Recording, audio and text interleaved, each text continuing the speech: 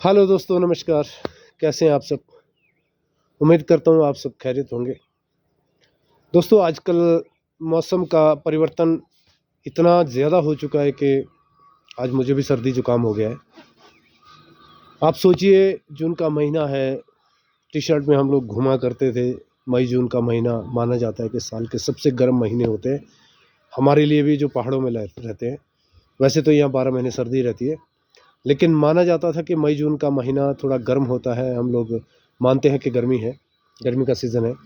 लेकिन इस समय या इस साल कहें कि बिल्कुल अलग-सा मौसम बन चुका है। आप सोचिए, फरवरी इतनी गर्म थी कि मई का महीना फरवरी में महसूस होता था।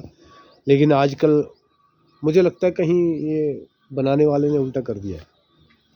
हो सकता है आजकल दिसंबर चल रहा हो, लेकिन हमें कहीं न कहीं काउंटिंग में गड़बड़ हो गया है। आप सोचिए, मई, जून जून आज 3 हो चुके हैं, लेकिन चूड़धार में बर्फ़ पड़ी कल।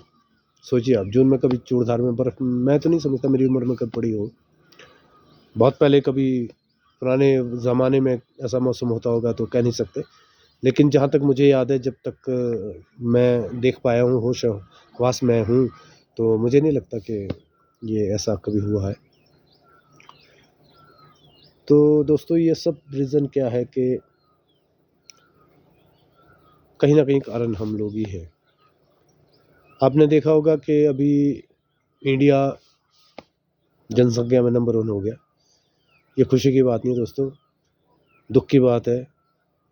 और दुःख इसलिए कि भविष्य में बहुत दिक्कतें आने वाली हैं।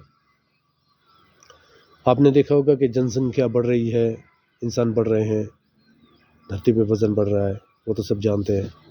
लेकिन हमारी ज़मीन तो नहीं बढ़ रही। ज़मीन तो हमारी घट रही है, कम हो रही है। क्यों हो रही है? गर्मियों से, ग्लोबल वार्मिंग से हमारे जो ग्लेशियर है वो पिघल रहे हैं, और ग्लेशियर का जो पानी है वो समुद्र में जा रहा है, तो सी लेवल ऊपर हो रहा है। तो जितनी धरती हमारी समुद्र निकलता जाएगा हर साल थोड़ी-थोड़ी, उतनी ज़मीन कम होती जाएगी। तो दुःख इसलिए है कि लोग बढ़ रहे हैं, धरती घट रही है। आने वाले वक़्त में सोचो क्या होगा? जहाँ तक मेरा अनुमान है कि बहुत मुश्किलें आने वाली हैं, क्योंकि रिक्वायरमेंट हमारी बढ़ेगी। जब जनसंख्या बढ़ेगी तो ज़रूरतें ज़ाहिर-सी बात है बढ़ेगी। लेकिन उन कुछ ज़रूरतों को हमने पूरा इसी धरती पे करना है।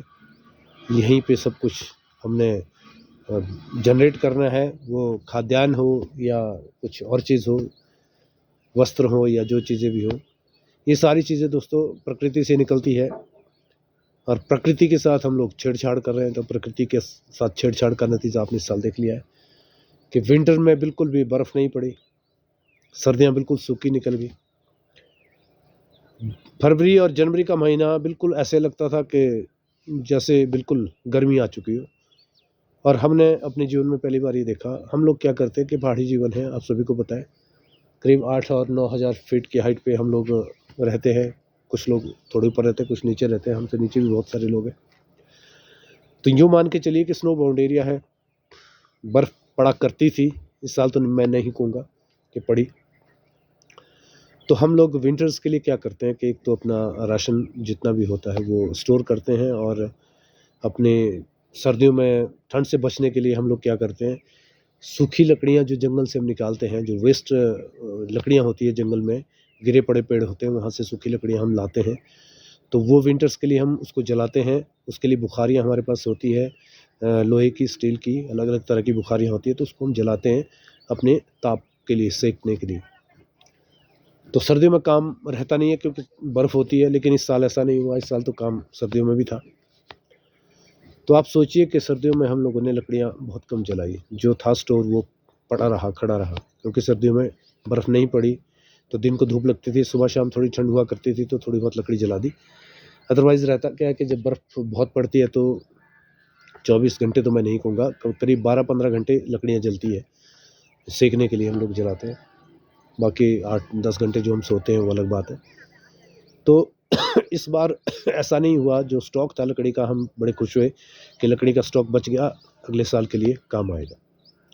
लेकिन दोस्तों जब सीज़न आगे चलता गया, देख रहे हैं आप, मई जून, इतनी सर्दी होगी, इतनी ठंड होगी कि लकड़ियाँ भी जलाई, उसके साथ और भी हमें लकड़ियाँ लानी पड़ी, वो भी जलाई, और आप देख सकते हैं कि जैकेट अभी भी नहीं छूटी है। तो ऐसा ही है दोस्तों, ये समय कुछ अलग सा हो गया, विचित्र सा हो गया है। पता नहीं कल को क्या होता है क्या नहीं, कौन जाने। लेकिन जो पहाड़ों की सुंदरता है वो बहुत ही सुंदर है, अपने आप में बहुत ही अद्भुत है। हम लोग तो पहाड़ी हैं, हमें तो पहाड़ अच्छे लगते ही हैं, जो लेकिन बाहर के लोग हैं, जो प्लेन्स के लोग हैं, कई बार आते हैं यहाँ चूड़धार आते हैं, तो हमारे पास भी बहुत सारे लोग आते हैं, तो उन्हें इतना सुंदर लगता है कि यहाँ से जाने का मन नहीं करता। बिल्कुल सही बात है दोस्तों, ऐसी है ज़िंदगी।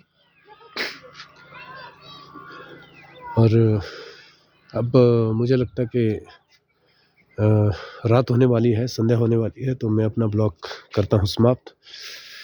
और आपसे निवेदन वही रहेगा बार बार जो हमेशा किया करता हूँ, मेरे चैनल को सब्सक्राइब करें, शेयर करें, लोगों के बीच फैलाएं। बस यूं ही दोस्तों आपसे कनेक्टिविटी बनी रहे, यही मेरी कामना है। बाकी तो आप सभी को पता है 4 दिन की ज़िंदगी है, कौन साथ ले गया या क्या हम लेके जाएंगे, कुछ नहीं। जब तक है एंजॉय कीजिए, हेल्दी रहिए, स्वस्थ रहिए। धन्यवाद।